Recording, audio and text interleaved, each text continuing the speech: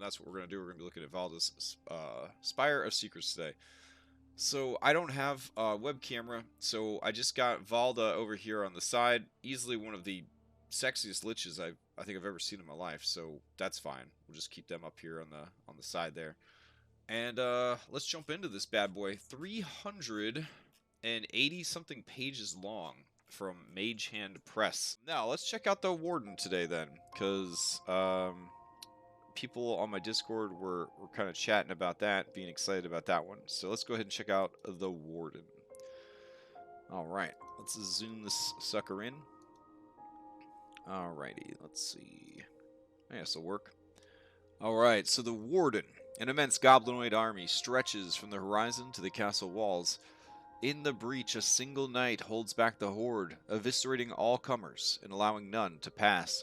Blood dripping from his blade, a scarred half-orc gets down on all fours and breaks into a sprint, his eyes alight with bestial fury. Advancing slowly, an elf brandishing a green scimitar emerges from the foliage before two poachers. Startled, they turn to run but find their feet bound fast by leaves and vines. Wardens are vigilant guardians and unbreakable defenders of the weak. They are nature's shield and the watchers of the realms of men. When the world cries out for a champion, Wardens heed the call. So this class is designed to be an actual mechanical tank, not just a barbarian who is invincible. Hey, what's up, guys? But an actual mechanical tank like the 4th edition tanks of yesteryears. So, ever vigilant Wardens are the staunch defenders of nature and the chosen champions of people. A Warden might be selected by his tribe to defend them from their enemies, or be visited by the spirits of a sacred grove and beckoned to watch over the forest. Where a Warden is not directly called to defend others, he feels the constant pull to take up a charge of his own, to use his strength as a bastion for the weak. Wherever a Warden travels, his strength travels with him, and new causes make themselves known. There is never a shortage of those who need protection, for the strong always seem to stand above the weak.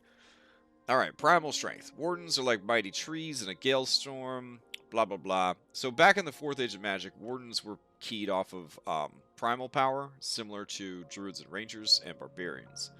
When creating a Warden, consider what drives your character, what brought you to raise up your shield for others, etc, etc, etc.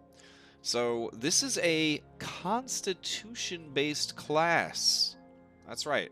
First, make Constitution your highest score, followed by Strength and Dexterity. Alright, let's jump into this bad boy. So they have a full 1 to 20 class table, because this is a core class. It looks like they don't have anything super fancy, and they follow, as far as like additional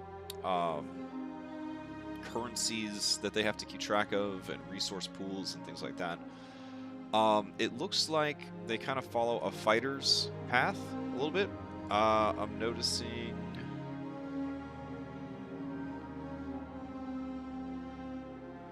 No, it looks pretty standard. Alright, let's go ahead and check it out. They use a D10 for their hit dice, and let's see, light armor and medium armor, but no heavy armor. That's interesting for a tank class. Simple weapons, martial weapons, no tools. Strength and Constitution are their saving throws, which are both pretty good saving throws. Choose 2 from, well, Constitution is a great one, if you're a spellcaster. So that's interesting. Choose 2 from Animal Handling, Athletics, Nature, Perception, and Survival. Alright, let's see.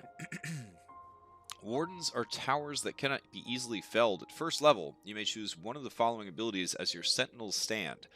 Ah, there you go. Gain proficiency with heavy armor.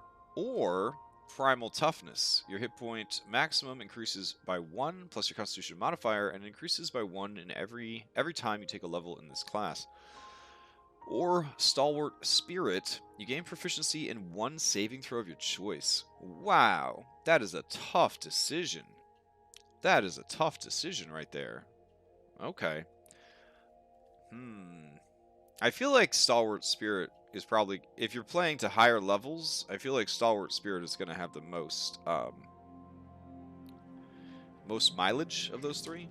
But I mean, the other two are really good. Though if you're making a dex-based character, I guess you could get away with medium or light armor. All right.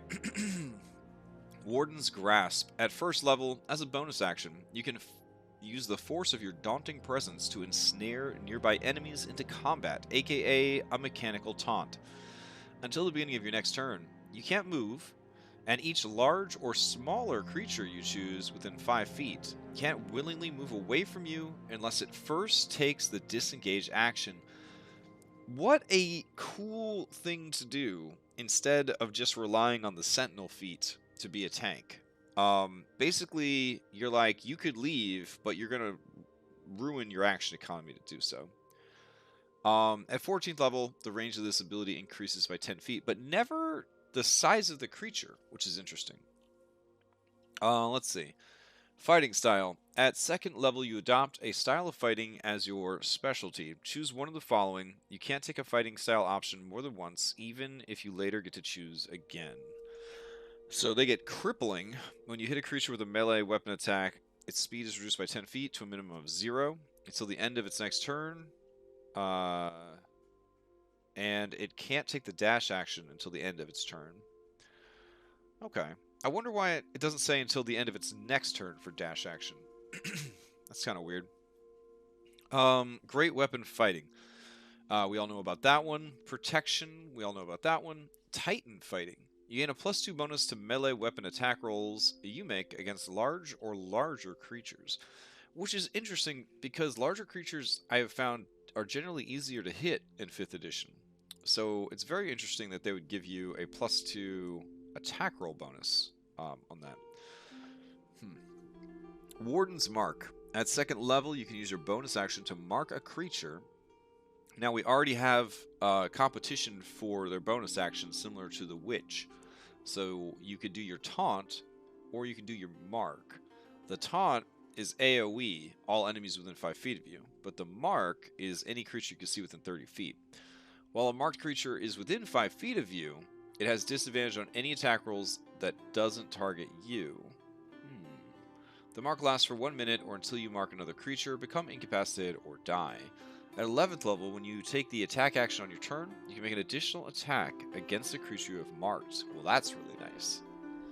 I feel like mobility and movement is going to be very important for a Warden. Like, very important. Because so far, their abilities all have to do with being within 5 feet of your target. So, movement is going to be huge for these guys.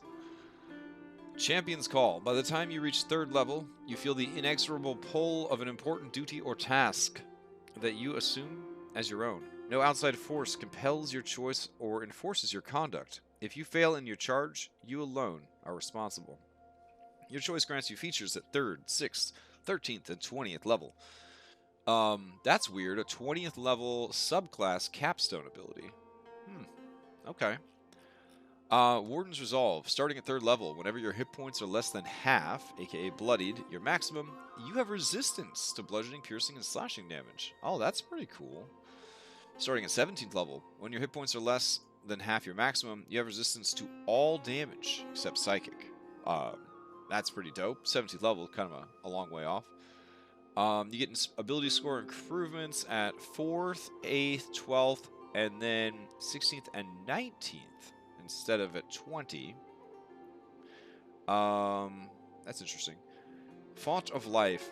By 4th level, you can use your action to either end one disease or one condition afflicting you. The condition can be blind, charmed, deafened, frightened, paralyzed, or poisoned. Ah, okay.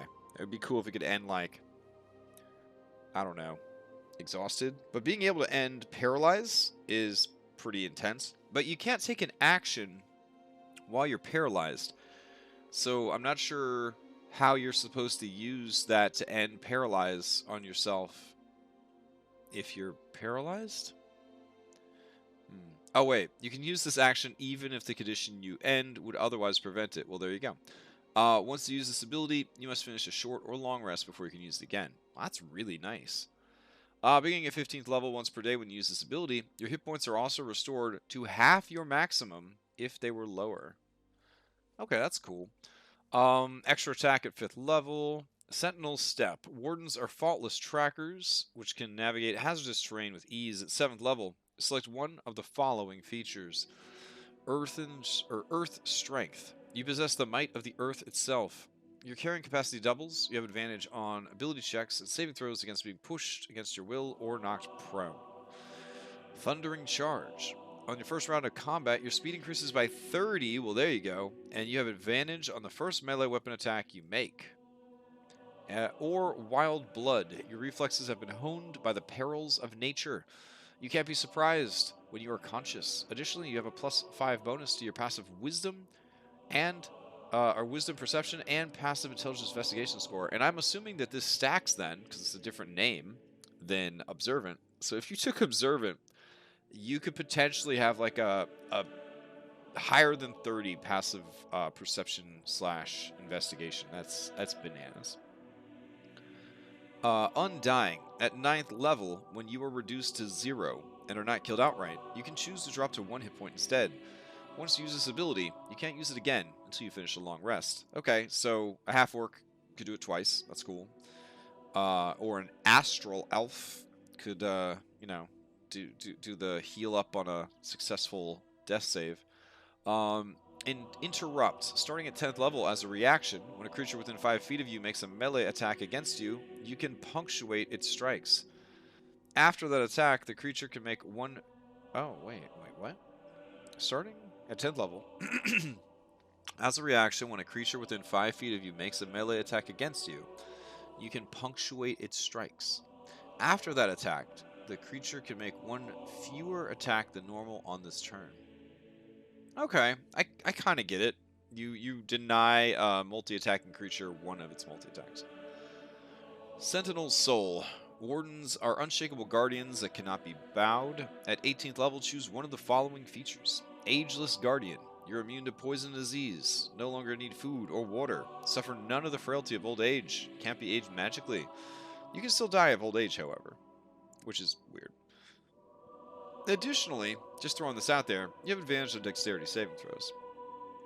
Then we got Eyes, which, by the way, at level 18, if you do not have proficiency in dexterity saving throws, you're probably not making your dexterity saving throws anymore, even if you have advantage to them. Eyes of the Mountain. You gain Tremor Sense with a range of 15 feet, and can detect the presence of hidden or invisible creatures within 30 feet. Additionally, you have advantage on Constitution saving throws. That's pretty cool. Impenetrable Mind. Your thoughts can't be read, and you can't be charmed or frightened. Holy shit. Additionally, you have advantage on Wisdom saving throws. Now, admittedly, everyone's going to have advantage on Wisdom saving throws at level 18, because you're always going to be eating Heroic Feast, but being able to be immune to Charm and Frighten is pretty damn good. Alright, well that's pretty straightforward. That's definitely not as complicated as the Witch. Let's jump in and see what's going on with these subclasses. A Warden's Call is a binding charge to protect and defend others from harm. Every Warden eventually hears a call and responds with mighty deeds. In answering this call, they embrace the traits of those they stand to protect, gaining primal and sometimes even mystical abilities. Not sure about your champion's call? Come defend the Spire of Secrets. It'll look great on your resume, and being undead has tons of perks. So we got a Blood Wraith Guardian. The primal power you wield has formed an intrinsic bond with the creatures of the wild, and you have taken up the task of defending them. Because you share the beast's ferocity, tenacity, and animal instinct, you can summon a beast's primal strength from within yourself and slay enemies in an animalistic trance. While entranced, you can sense a connection to a greater being, the primal beast, the first predator from which all hunters are descended.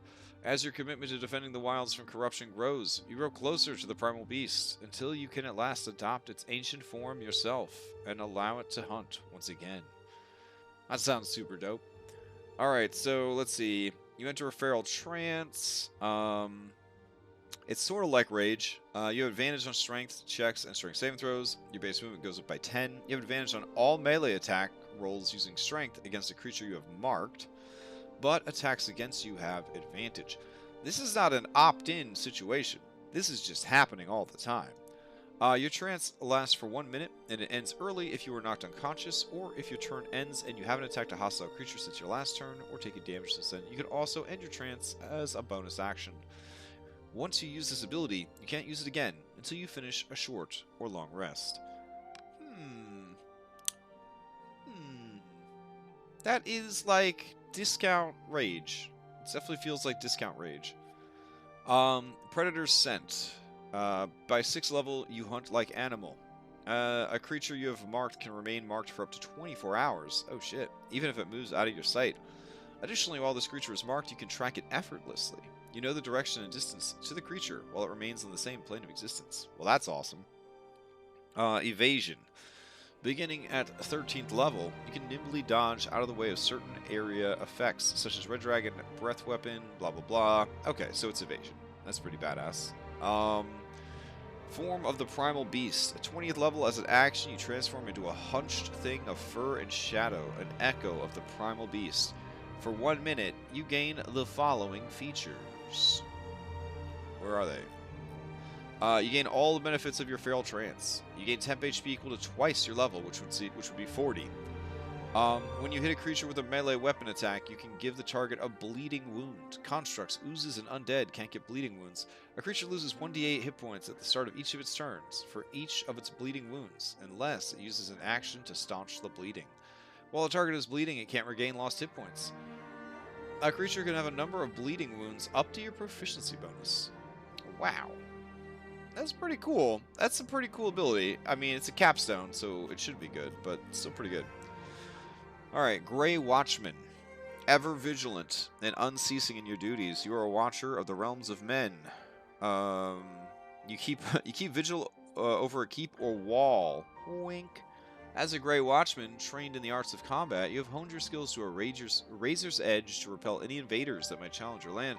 You need not keep watch over the same keep your entire life. But wherever you travel, you are dedicated to keeping your land safe from invading armies, marauding monsters, and other external threats. Alright, battle tactics. When you hear this call at 3rd level, you learn maneuvers that are fueled by special dice called battle dice.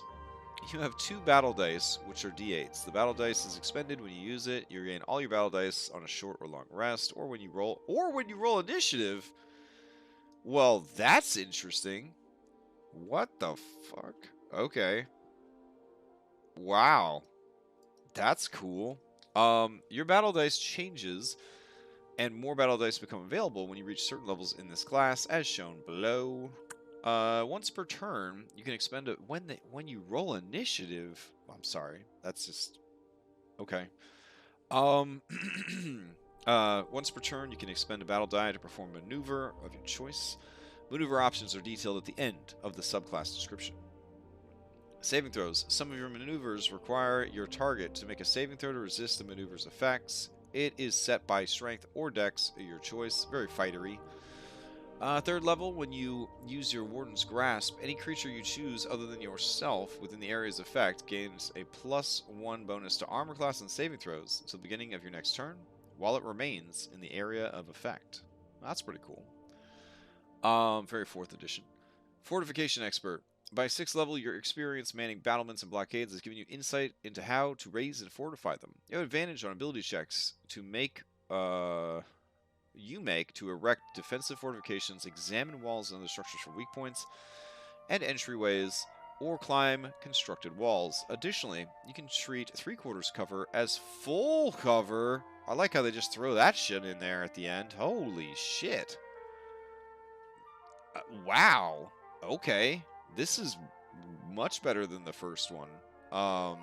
Metal. Also at 13th level, your determination allows you to shrug off effects that would otherwise harm you. When you're subjected to an effect that allows you to make a Constitution saving throw to take only half damage, you instead take no damage if you succeed on the saving throw. So metal is like evasion for Constitution saves. That is awesome. 20th level, Unbreaking Sentinel. Starting at 20th level, you can use your action to transform into a paragon of battle, an unstoppable sentinel, channeling the strength of every man, woman, and child beneath your charge. For the next minute, you gain the following bennies. You have a +2 bonus to AC, Whenever you hit a creature you have marked, you regain an expended battle die. You can take an additional reaction during each round. You can only take one reaction during each turn. Okay, well said. I'm gonna say that the 20 capstone ain't great. It ain't that great. Overall, though, a very good class with some very sneaky good stuff in there.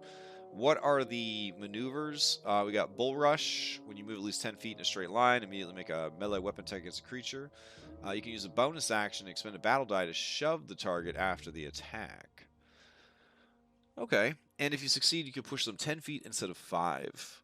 Bulwark. When you hit a creature with a melee attack, you can expend a battle die as a bonus action to brace yourself for its counterattack. The next time the creature damages you before the start of your next turn, you can roll the battle die to subtract the result from the damage dealt. Okay, also pretty cool.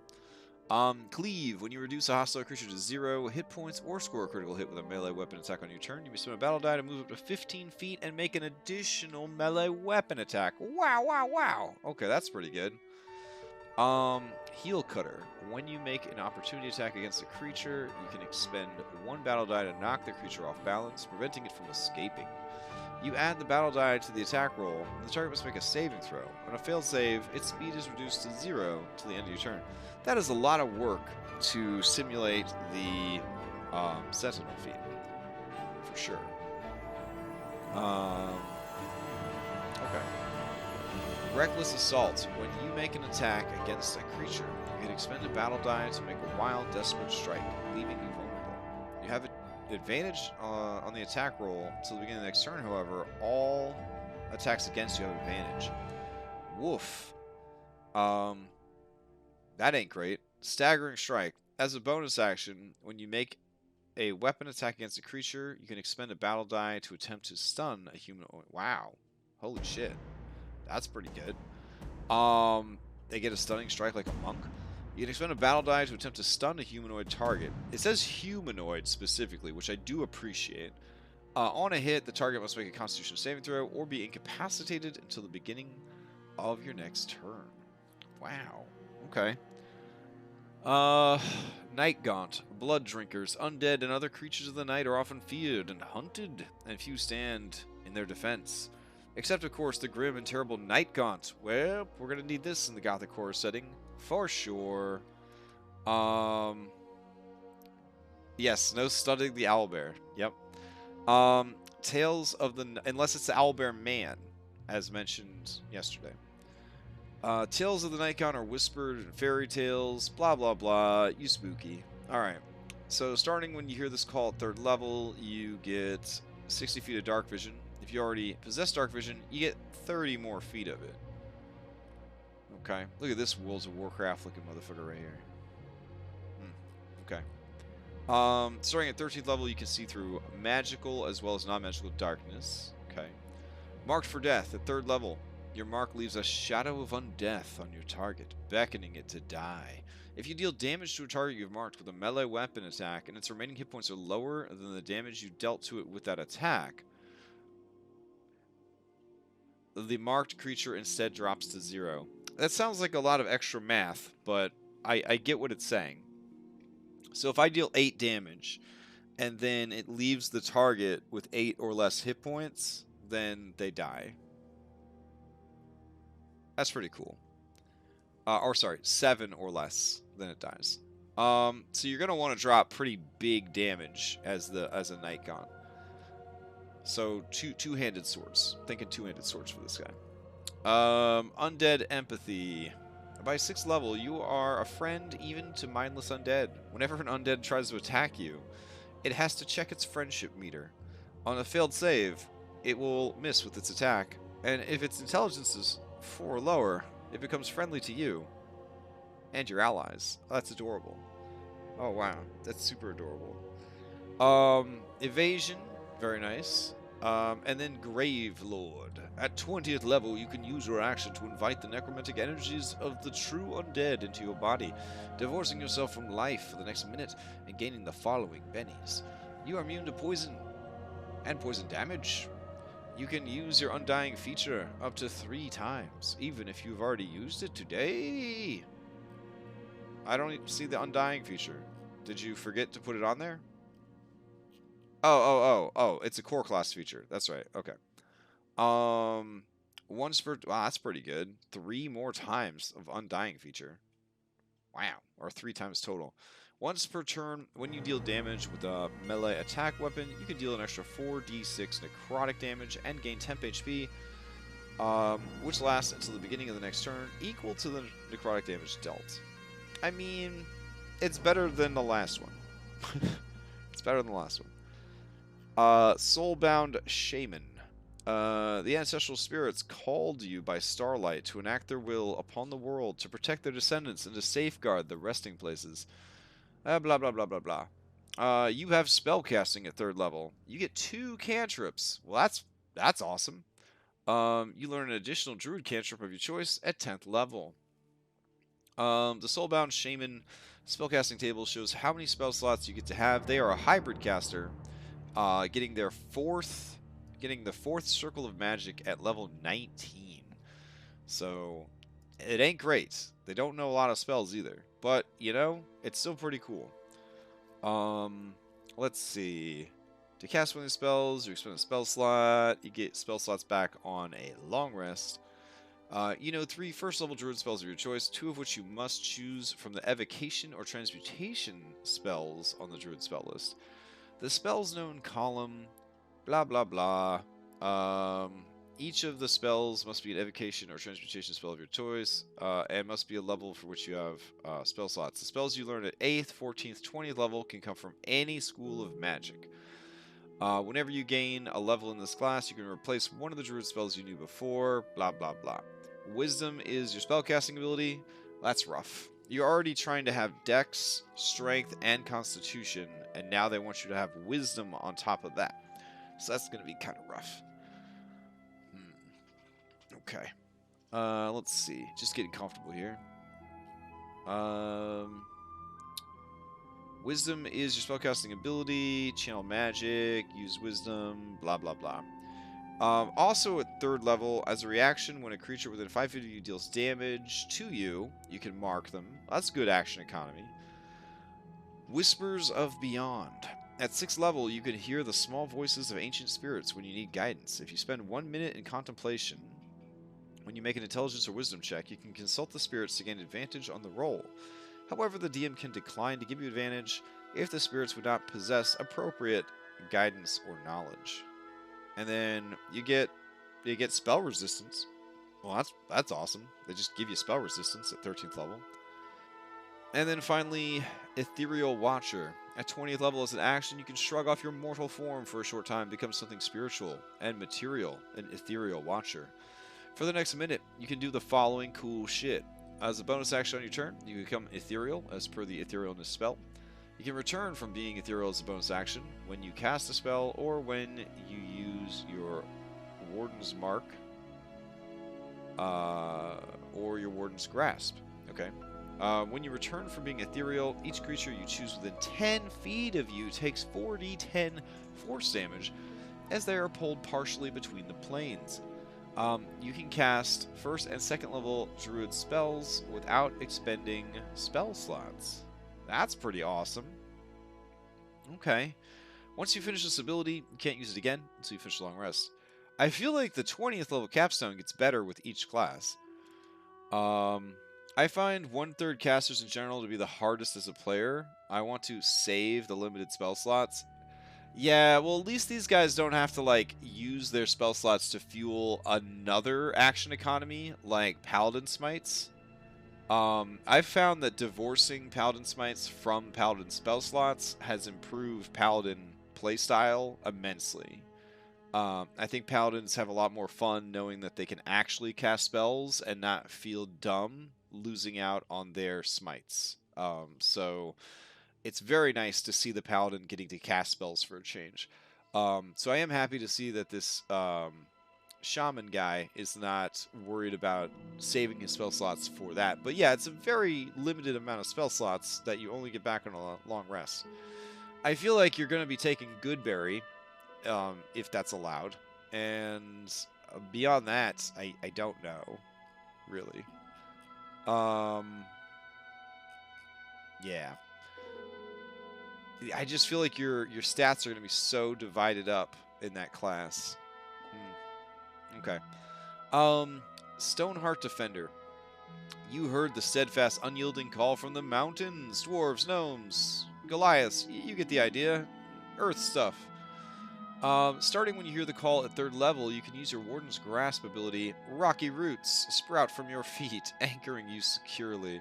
Until the beginning of your next turn, you have a +2 bonus to your armor class. Additionally, until you move, you can't be shoved or pushed from wherever you are standing by hostile actions, spells, or effects unless you choose to be. Well, that's kind of cool. You have advantage on strength saving throws against being knocked down, cannot slip or fall from ledges, and are immune to the spells Fly, Levitate, and Telekinesis. Wow. That's pretty nice for a 3rd level ability. And it's at will, because it's every time you use Warden's Grasp. Holy shit. Okay, that's pretty cool. Starting at 6th level, you can choose to use Warden's Grasp as an action rather than just a bonus action, which is really good because it introduces some better mechanics, some better options for your action economy. When you do so, each creature affected must also make a strength saving throw, or be knocked prone. You can use this ability a number of times equal to your strength modifier, and regain all uses when you finish the long rest. Okay. Metal, you get evasion for Constitution. And then Immortal Mountain. You can summon the power of True Earth as an action, protecting yourself in an encasement of stone. For the next minute, you gain the following bennies.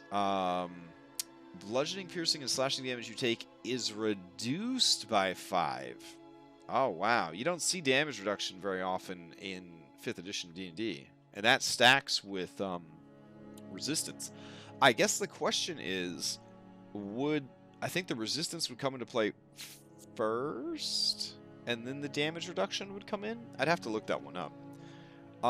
You gain the effects of your Roots of Rock ability for the entire duration, which could be good and could be bad, because level 20 fight, a lot of people are flying.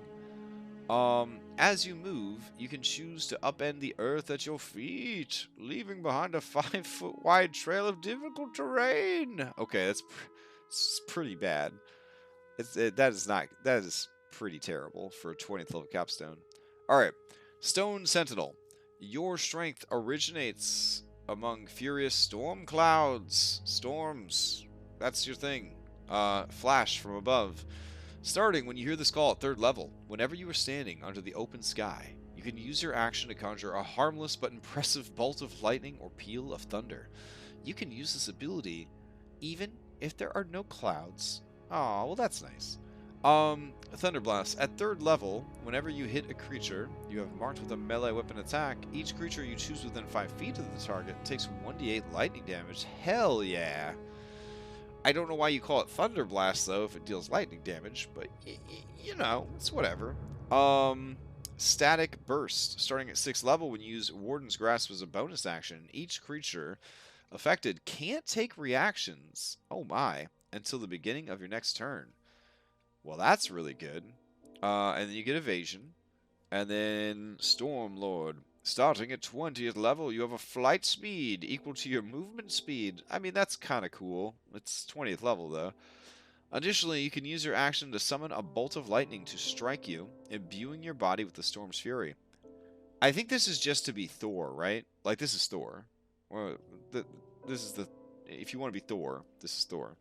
Additionally, you can use your action to summon a bolt of lightning, strike you, imbuing your body with the storm's fury. For 1 minute, your flight speed is doubled. You can cast Call Lightning as a bonus action without using a spell slot. And you can call a bolt of lightning on subsequent turns as a bonus action. Once you use this feature, you can't use it again until you finish a long rest. It's kind of cool. It's kind of cool. Mostly, I mean, this is a good class. This is a really good class. It's like pieces of Monk and Barbarian and Fighter and Paladin. They're all kind of like mushed together. I dig it. Verdant Protector. You draw your strength from trees. Tree power. Green Mark. When you hear this call at 3rd level, when you mark a creature, the plants of the earth come alive to hinder its progress. While the creature is within 30 feet of you, the ground it walks on is always difficult terrain. Okay, that's kind of cool. Verdant Skin. At 6th level, you gain proficiency in the Stealth skill, if you did not have it before. Additionally, you can use your action to draw a thick mass of vines and leaves to conceal you. That's weird. Until you move, you have advantage on stealth checks you make to hide amongst vegetation. Metal, Constitution Evasion. And then finally, Form of the Oak Sentinel. Starting at 20th level, you can use your action to transform into an Oak Sentinel, a bark-covered titan of the forest. Your AC becomes 20, but only if it was lower than 20. Your attacks have reach, if they did not have it before. You can use Warden's Grasp as an action, rather than a bonus action. When you do, you can make an attack against each creature affected. Well, that's pretty cool. With a separate attack roll for each target. I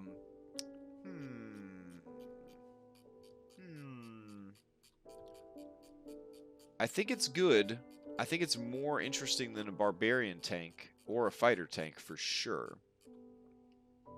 I think that it's good that the core class is so strong because I feel like the subs are not all that great.